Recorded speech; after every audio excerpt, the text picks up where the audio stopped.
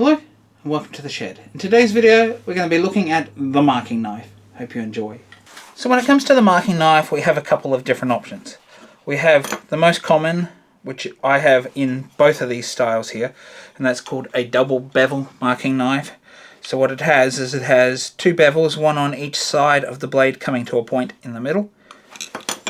We have what's known as a single bevel knife, which is essentially the most common one is this one here, this diamond style, where we've got a flat side on this side to reference, and then we have two bevels both on the same side.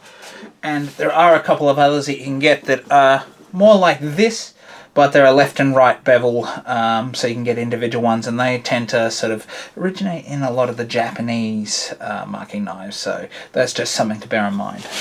So I will leave links to all these down below, but I wanted to just show you these various options. This one comes from Eye Gauging. This one is from a brand called Swiss Made.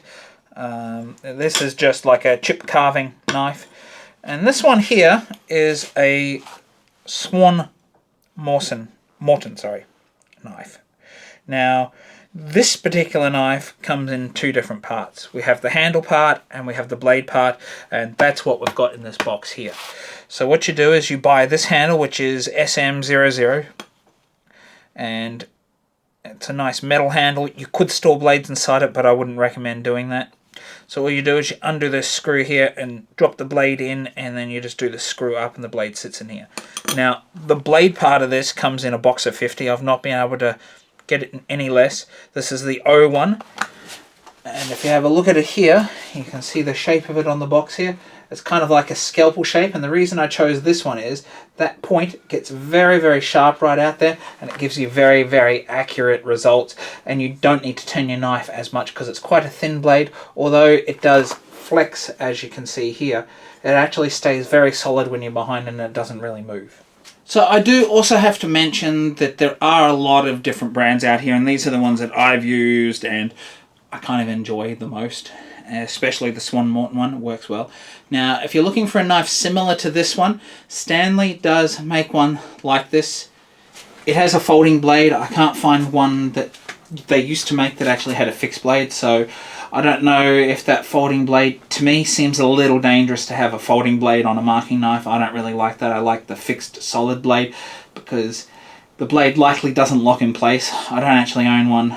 I know some of you probably do, so do sound off in the comments about that Stanley knife, but I will leave some links down to some of these other ones. I know Veritas makes a very fine pointed diamond style like this, or pointed style like this, and a lot of people seem to like those, and then there's just a lot of custom made ones out there similar to this, similar blade to this in some cases. Some of them allow you to swap the blades in and out, but they've got a nice sort of custom wooden handle, and maybe that's a little more comfortable, but I've found this flat metal design to be quite comfortable for me, and so my pick on a marking knife is the Swan Morton one that I have here with the O1 blade. If you'd like to see another great video such as the one I've seen here today, do check out the video just here, which I go through the Traveler's Kit. Bye for now.